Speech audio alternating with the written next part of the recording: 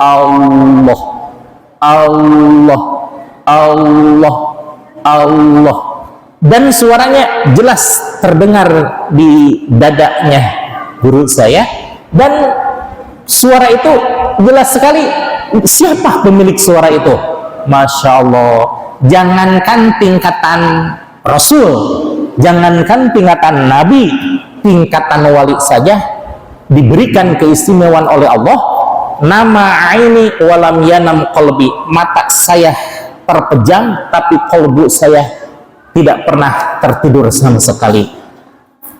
Kiai Zuki sampai mengatakan, di antara seluruh hadis-hadis yang ada, ini yang merupakan hadis yang betul-betul terkesan dalam diri saya, katanya. Apa? Itu hadis tentang nama aini walam yanam qalbi, mata saya terpejam tapi dua mata saya terpejam tapi qalbu saya selamanya tidak pernah tertidur. Subhanallah, saya melihat langsung itu hadis Rasulullah ada di hadapan saya, katanya. Subhanallah. Atau kebayang suara dengkur tapi di antara dengkuran itu terdengar lafaz Allah, Allah, Allah, tapi bukan dari bibir, di dalam kalbunya guru saya. Disitulah saya merasakan, kata Kiai Zuki, bagaimana dekatnya dan betul-betul nyatanya hadis dari Rasulullah Shallallahu Alaihi Wasallam. Bagaimana dengan saya? Wah, saya mah jauh sekali atau ya. Dikiranya juga kecepak-kecebuk. Ketika kalau Rasulullah dan para wali itu tidur, beliau tetap masih berzikir. Bagaimana kalau saya? Walaupun sebentar tertidur, walaupun lagi zikir, kebalikannya itu kalau saya. Apakah bapak-bapak sama? Insya Allah gitu ya. Nah, ini bisa dijadikan patokan. Kalau seandainya bapak sedang tidur, tapi kalbunya mampu berzikir, cirikan bahwa itu adalah bapak sudah dinaikkan derajatnya menjadi seorang waliullah, gitu ya. Mudah-mudahan ya kita bisa merasakan bagaimana berzikir ketika tertidur, insya Allah. Nah, tentang pujian ya. Pertama, mujinya Allah kepada Allah. Yang kedua, qadim alal hadis, mujinya Allah kepada makhluk. Bolehkah Allah memuji kepada makhluk? Nah, siapa yang melarang? Segala sesuatu milik Allah, segala sesuatu hak milik Allah. Salah satunya, wa innaka la'ala khuluqin azim, dan sungguh engkau wahai Muhammad memiliki perangai yang sangat agung. Allah memuji kepada Nabi Muhammad, luar biasa ya. Nah, jadi Allah saja memuji kepada Nabi Muhammad, kemudian Allah menyandingkan namanya dengan nama Nabi Muhammad, yang kalau tidak disebutkan Nabi Muhammad maka tidak sah syahadatnya seseorang yang mau masuk Islam tanpa menyebutkan Nabi Muhammad Shallallahu Alaihi Wasallam. Berarti Allah mengagungkan Nabi Muhammad Shallallahu Alaihi Wasallam. Pertanyaannya, sebatas apa dan sepanjang apa kita bisa boleh mengagungkan Nabi Muhammad? Jawabannya pun sederhana, sepanjang-panjangnya, seagung-agungnya, sedalam-dalamnya, seluas-luasnya, selama tidak menganggap Nabi Muhammad sebagai Tuhan.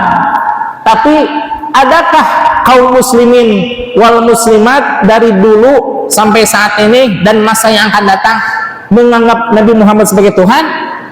Tidak ada. Berarti yang selama ini mengagungkan Nabi Muhammad SAW masih dalam tataran koridornya. Jadi silahkan agungkan Nabi Muhammad seagung-agungnya karena memang Nabi Muhammad agung. Silahkan muliakan Nabi Muhammad semulia-mulianya karena memang Nabi Muhammad mulia. Tidak boleh itu menyebutkan seseorang yang tidak pas dengan keadaannya. Misalkan saya teh baik, saya baik, barijen kenyataan tidak baik, berarti itu tidak pas ya. Kalau Nabi Muhammad, oh subhanallah, dari mulai dulu sampai sekarang pujian-pujian kepada Nabi Muhammad itu senantiasa hidup dan senantiasa tidak pernah berakhir gitu ya.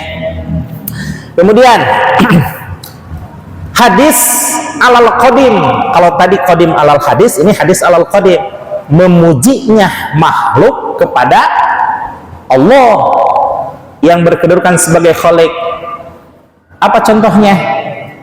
La ilaha illa anta subhanaka inni kuntu minaz zalimin.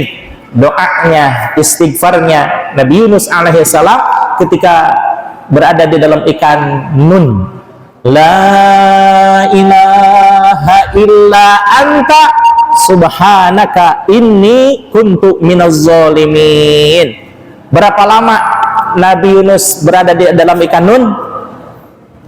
Menurut riwayat yang mu'tabar 40 hari 40 malam. La ilaha illa anta, tidak ada Tuhan yang hak diibadahi kecuali Engkau ya Allah.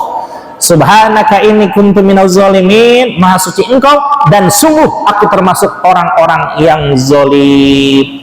Kalau Nabi Yunus mendapatkan ampunan dari Allah 40 hari 40 malam, karena ini darurat di dalam ikan, di dalam perut ikan, dan juga menggunakan kalimat yang barokah dan kalimat yang luar biasa. Apa itu? La ilaha illa anta. Bagaimana kalau Nabi Adam alaihissalam beristighfarnya berapa lama? Dalam satu riwayat yang mu'tabar 200 tahun. Isuk jegur, pas sore jeger, sampai kaputing jegir, Nabi Adam senantiasa berdoa dan beristighfar menggunakan kalimat yang sama. Rabbana ya Rabbana zalamna anfusana fa ilam taghfir lana lanakunanna minal khasirin. Kalau kita mah seharian berzikir kayak gitu, saya ini mah saya ya pegel amat gitu ya. Ini bukan sehari, bukan setahun, bukan 10 tahun, berapa lama? 200 tahun. Tapi dalam riwayat tidak diceritakan apakah Nabi Adam alaihissalam diterima tobatnya atau enggak.